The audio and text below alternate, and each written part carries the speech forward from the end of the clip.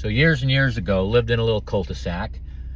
Knew most of the neighbors. There's this one old hippie guy. I'd seen him maybe once or twice, kind of a recluse, but always took care of his lawn. Didn't really see him much, but driving by one day on the Harley, and I glanced over and the lawn's a little long, and I was like, oh, that's not like him.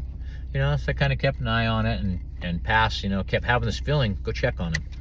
And I was like, oh, I'm sure he's fine. And drove by another day, a couple days later, the grass is getting longer.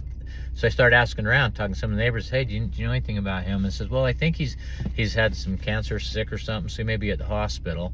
And I thought, okay, well, I'm gonna grab my boys. They're doing a lawn mowing business. So I grabbed them one Sunday and it says, hey, let's go mow his lawn. So I went and knocked on the door first.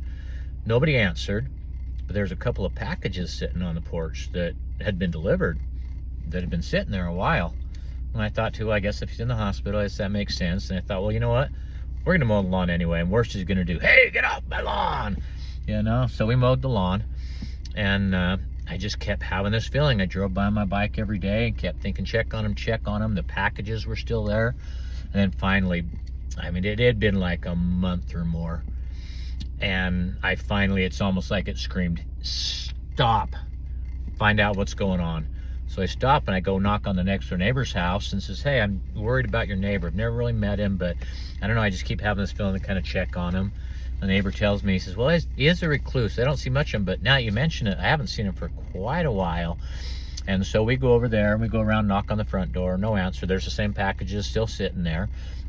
We go around to the back, and this is the middle of July. And the furnace is off, or not furnace, sorry, the air conditioner is not running. And it's Utah, it was pretty hot. And so at that point, I'm like, you know what? So I got on the phone, I called North Ogden PD for a welfare check. And in the meantime, the neighbor went in, the back door was unlocked, so he went in. And of course, the police says, no, don't go inside. I said, the neighbor already went in. I says, he knows them, no, they're friends. So anyway, he comes back out a few minutes later and he says, yep, he's gone. And he has been gone for a while. So he goes out. I tell the police officer this. He says, please wait out front. And so he goes, tells his wife.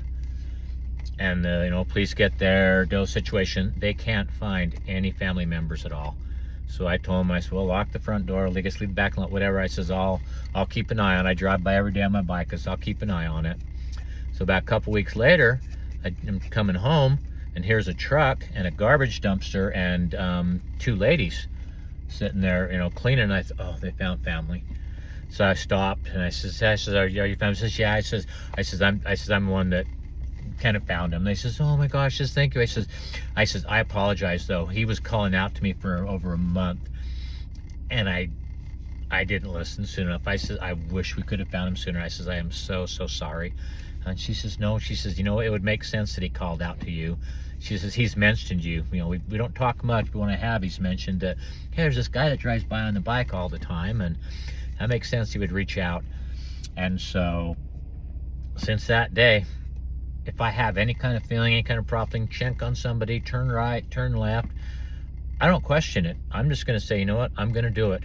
Because for over a month, he sat there. His TV was on. His light was on. I would drive by at night. Well, was he watching TV? I don't know, but he passed away watching TV. And just, anyway, broke my heart. But if you ever have that, feeling, that insight, that inkling that something's not right, listen to it, listen to it. Anyway, I'm Mark Hansen. Peace.